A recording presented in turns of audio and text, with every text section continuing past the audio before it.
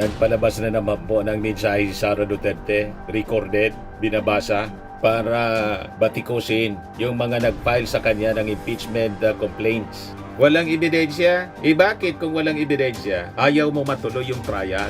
More na dapat mo suportahan ang ay naging sagot nila sa aking pag-alis sa gabinete. Isang hakbang na isinagawa dahil hindi na maipaliwanag ng Pangulo ang patuloy na pagkalugmok ng bayan sa kahirapan. yung mga akusasyon mga kababayan sa kanya, hindi man niya sinasagot ng detalyado. Lagi lang niyang sinasabi, harassment, pamumulitika, walang substance, walang ebidensya. Wala palang ebidensya, bakit umiiwas ka? Dapat biglang umatras si Michael Poa. Di man na niya namin sinabi na gagamitin namin yon, i-reveal namin yung identity. Nagpapagang mga balita at pagtalakay sa mga isyu ng lipunan. Bulsa! Opinyon, banat at paglalantad sa katotohanan. Bulsa! What you see is what you get. You decide. Ito po mga kababayan, si Dante Marambilla. Nagpalabas na naman po ng mensahe si Sara Duterte, recorded, binabasa, para batikusin yung mga nag-file sa kanya ng impeachment complaints. Harassment daw mga kababayan. Harassment and abuse of power. Paano naging harassment and abuse of power? Accountability ang hinahabol ng mga complainant. At siyempre ng ating mga mamamayang Pilipino, accountability. Yung abuse of power po, galing po yon sa inyo. Kayo ang guilty sa abuse of power, lalo na sa paggamit ng pondo ng bayan, abuse of confidential fund. Yan sa message ni Sara Duterte. BP Sara calls the impeachment complaint endorsed by Akbayan against her as harassment and an abuse of power. She alleges this is politically motivated, Anya, and that it has no evidence to substantiate it. Walang ebidensya? Bakit kung walang ebidensya, ayaw mo matuloy yung trial? More na dapat mo suportahan ang trial. At panindigan mo dapat, hindi yung technicality ginawa po ninyo. Yung una mong sinabi, I want a bloodbath. Lahat kayo press con, lahat kayo statement. Sabihin nyo yan sa harap ng mga senator judges. Anyway, marami ka man nakakampi sa Senado. Diba? Dapat nga i-welcome mo ito. Impeachment trial, impeachment complaint. Ito yung pagkakataon mo na ma-defend ang iyong sarili. At saka, malinis ang inyong pagkatao. Tulad ng inyong sinasabi, wala itong katotohanan, baseless, walang ebidensya. Wala palang ebidensya. Bakit hindi mo hayaan na matuloy yung trial? Walang ebidensya daw to substantiate it. Ito, pakinggan natin mga kababayan si Sara Duterte sa kanyang mga sinasabi dito. Binabasa yung kanyang statement na siguradong prepared ng kanyang abogado. Assalamualaikum warahmatullahi wabarakatuh. Barakato mo dyan. Umayong adlaw kaninyong tanan. Magandang araw sa inyo lahat. Ang impeachment complaint na inendorso ng Akbayan ay isang papel na walang kalakip na kahit anong ebidensyang magpapatunay sa mga paratang na isinasaad dito. Hindi na ito bago. Matatandaan na ang impeachment laban sa akin ay naging sagot nila sa aking pag-alis sa gabinete. Isang hakbang na isinagawa dahil hindi na maipaliwanag ng Pangulo ang patuloy na pagkalugmok ng bayan sa kahirapan dulot ng kanyang kapabayaan at bisyo. Noong 19th Congress, binuksan pa nila ang isang Investigation in Aid of Legislation, hindi upang lumikha ng batas, kundi upang magsagawa ng isang malinaw na fishing expedition para sa planadong impeachment laban sa akin. Paulit-ulit nilang ibinandera ang isyung Mary Grace Piatos bilang umano'y bahid ng katiwalian. Kahit na sa kabila ng lahat ng investigasyon ay wala silang naipakitang kahit isang direktang paglabag sa paggamit ng confidential funds.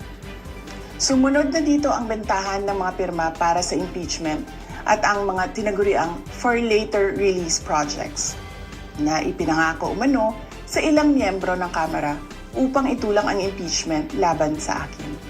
Mga pangyayaring mismong inamin na ng ilang mambabatas sa kanilang mga naging pahayag. Mga kababayan, walang kredibilidad ang Akbayan upang mag-endorso o magsumite ng impeachment complaint. Ilang ulit ng hayagang ipinahayag ng kanilang pinuno ang kaniyang intensyong tumakbo sa pagkapangulo.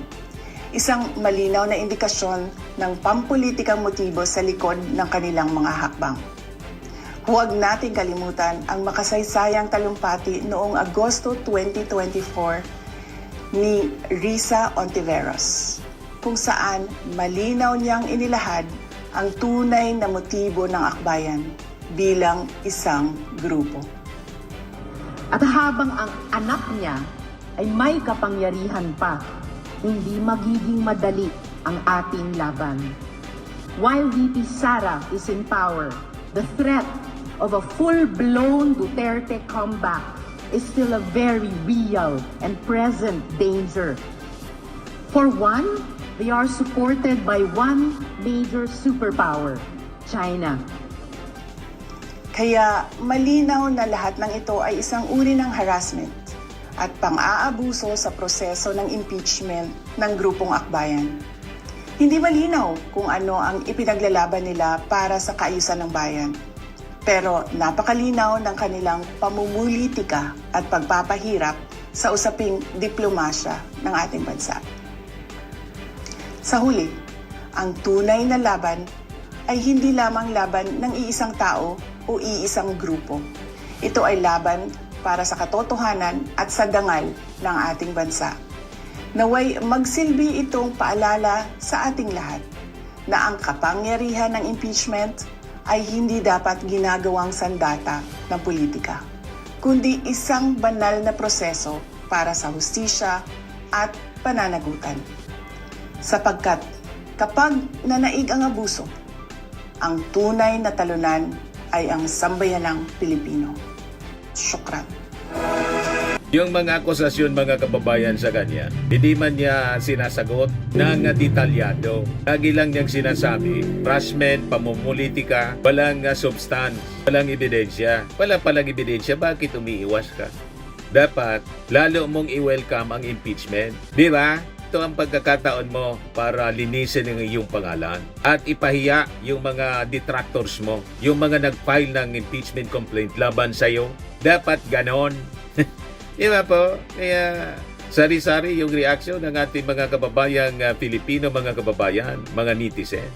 Ayan o, sabi ni Jung Lara, nothing to fear if there's nothing hidden. Sabi ni Toy Kute, as usual, same script. Sabi ni Jojo Oy, it's half full of evidence. Yung si Mary Grace Piatos pala, biglang umatras si Michael Poa. Di man na niya namin sinabi na gagamitin namin yon. I-reveal namin yung identity. Kasi wala man po talagang Mary Grace Piatos. Yung sinabi ni Bato de la Rosa kay Karen Davila, marami niya malalaking pamilyang Mary Grace na mga Piatos niya sa Davao. Bakit ni isa? Wala kayong may present na Piatos ang apelyido other than yung mga nabibili natin sa grocery na chichiria. Lahat lang palusot po, mga kababayan. Sabi ni Iyo, facing Senate trial is the key. Tama. Sabi ni Milgo, sagutin mo na lang kung totoong baseless yung paratang. The great way to clear the charges is face it squarely. As you said, you are comfortable that you are clean. Tama. Sabi ni Will O'Malley Di Castro, this is how the family respond. Guilty to the max. Si Sarah Jane Sanchez, they are trying every way is possible because BP is political threat. Ganun lang yon. Sabi ni Cesar Cortez Magat, the impeachment case will not be accepted if there is no substance in form. Harapin mo at ipaliwanag mo, BP Sara, ang mga ebidensya at testigo sa mga allegations na nakapaloob sa impeachment case. Sabi ni Pamboy Lorenzo, daming ebidensya, anong wala? Sa impeachment trial magkakaalaman, nanginginig na si Sara, mga kababayan. Kasi malamang sa malamang bumalingbing yung kanyang mga kasama sa Senado. Because some of the, nasa minority ngayon, mababawasan pa ng 4. Babagsak na yung Sword of Damocles sa kanila. Si Chis Escudero, inirecommend na po ng plunder case. At ito yung latest mula kay Ping Lacson. Kaya nanginginig na sila. Si Bato de la Rosa nagtatago. Ito yung latest, mga kababayan. It's already there. Paninindigan ko yan. I will take full responsibility dito sa complaints. The draft committee report was prepared by my staff under the guidance of General Counsel Attorney Gerald Mosquera, who used to be Deputy Ombudsman of Luzon. He is very competent. Namumuro na po yung mga kaalyado ni Sara sa Senado. Nasabit po sa flood control scandal. Yan o. Lacson confirms Blue Ribbon report.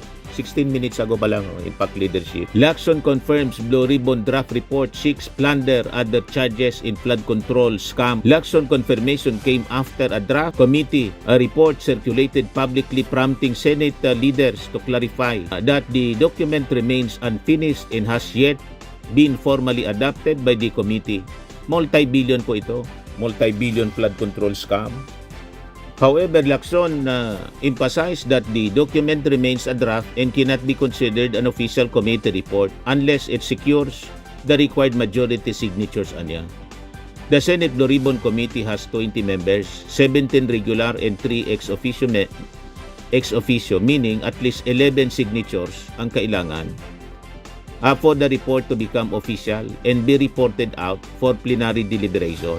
Lacson said the draft report was distributed to senators on February 3 and was initially signed by 6 senators: Mig Zubiri, J.B. Ejercito, Win Gatchalian, Risa Ontiveros, Bam Aquino, and Kiko Pangilinan. However, Zubiri, Ejercito, and Gatchalian later withdrew their signature, citing the need for more time to thoroughly review the final report. A copy of the leaked draft and partial report also showed that the committee went beyond blunder, recommending the filing of charges for malversation of public funds, indirect bribery against former Ako Bicol Party List Representative Saldico, former Senator Bong Revilla, Senator Jingo Estrada, Senate Deputy Minority Leader Joel Villanueva, Senator Chis Escudero, and former Caloocan City 2nd District Representative Mitch Kahayon Oy. So itong mga kaalyado ni Sara, si Escudero, si Jingo, si Joel Villanueva, mababawas ito, mga kababayan, pag bumagsak na yung Sword of Damocles. Plunder charges, non-bailable, susunod ito kay Joel Villanueva. Mababawasan yung mga kasangga ni Sara sa Senado. Plus si Villar. Si Villar, mga kababayan, may case build up kay Mark Villar din, dating DPWH Secretary. You see, si Bato, hindi na nagpapakita. So ang matitira po sa Senado, nakakampi ni... 8 sila ngayon kasi nabawasan si Bato. Nakakampi, mga kababayan, ni Sara, si Amy Marcos, si Marcoleta, si Bongo, at saka, mga kababayan, si Robin Padilla. O sila na lang, mahirapan sila na ma-acquit. Yung mga gumaganon, yung si Camille Villar, si Loren Ligarda, alimbawa, sama pa natin yung Cayetano. Gumaganon-ganon yon. Si Cayetano pala, si Alan Peter Cayetano. Yung magkapatid na Villar, delikado din kasi may kaso yon sa SEC. Loren Ligarda, magdadalawang isip kasi naiipit yung anak. Kung diinan ng ating Pangulong Bongbong Marcos, saan pulutin si Sara? At sabi ko nga, mga kababayan, ating analysis, ang bawat senador may ambisyon din na magpangulo. Pag nakita ng mga senador na mabigat talaga ang ebidensya, i-convict yan. Kaysa naman, i-acquit nila, destroyed yung kanilang political capital. Yung kanilang pagkataon, political ambition, masisira. Whereas, kung i-convict nila si Sara sa bigat ng ebidensya, nabawasan yung kanilang magiging kalaban sa 2028 presidential election, bida pa sila sa ating mga mamamayang Pilipino kasi nanindigan sila sa tama. Nagets na ninyo, mga kababayan? Kaya taranta si Sara. Hanggang dito na lang siya sa mga press release, pa-interview, mensahe na binabasa, prepared ng kanyang abogado. Kasi kung totoo, mahina ang ebidensya. Noon pa, itinuloy na niya yung trial. Hindi siya sana nagtago sa technicality sa Supreme Court at sasaya ng kanyang mga kaalyadong senador sa Senado. Full-blown trial ang dapat na isinulong niya. Kasi yun ang pagkakataon niya, mga kababayan, na malinis yung kanyang pangalan. Tama po. Sabi ni Henry Cal, pagkakataon nyo na din po yan para idepensa niyo sarili niyo sa impeachment court na matagal na din pong hinahanap ng taong bayan. Ang kasagutan ninyo, hindi po sa social media kayo dumipensa, sa para-per forum po, para lahat ng tao makita kung may katotohanan o wala ang binibintang po sa inyo. Di po natin matatakasan kung may pananagutan sa taong bayan. Kung kaya bayaran ng batas o hustisya, ang taong bayan ang magdidesisyon. Depende sa ebidensya na ilalatag o wala po kayo, dapat ikabahala. Pag wala po kayong ginagawang di tama, yun. Sabi ni Luber, wala na yung flood control, tinatakpan na nila. Anong tinatakpan? May report na nga po. Sabit yung mga senador po. Plunder case. Inday Lilibes, maliwanag pa sa Bulang Kristal na harassment talaga kasi sa dami ng sangkot sa anomalya, laging si BP, PDS po na malinaw.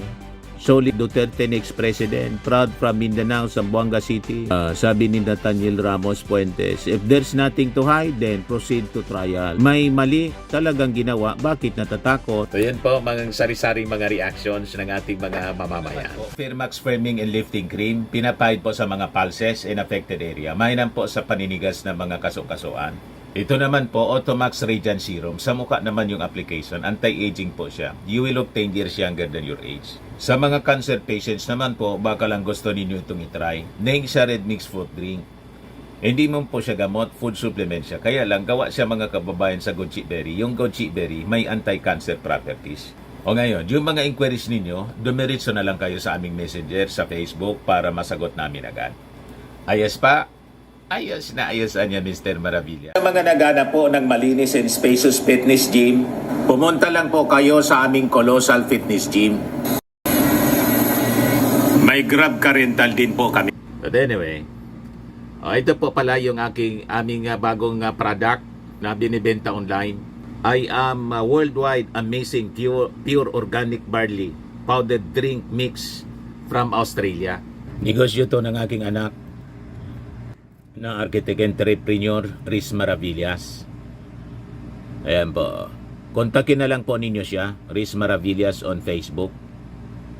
Ang mga health benefits niya, boost immunity, improves digestion, enhance energy levels, packed with antioxidants, prevent cancer. Ito naman po yung bago naming product na binibenta online. Eye Glow Serum, whitening po siya. Tingnan ninyo yung epekto sa aking anak na architect before and now. Yung mga inquiries po ninyo, dumiretso na lang kayo sa kanyang Facebook account, Riz Maravillas.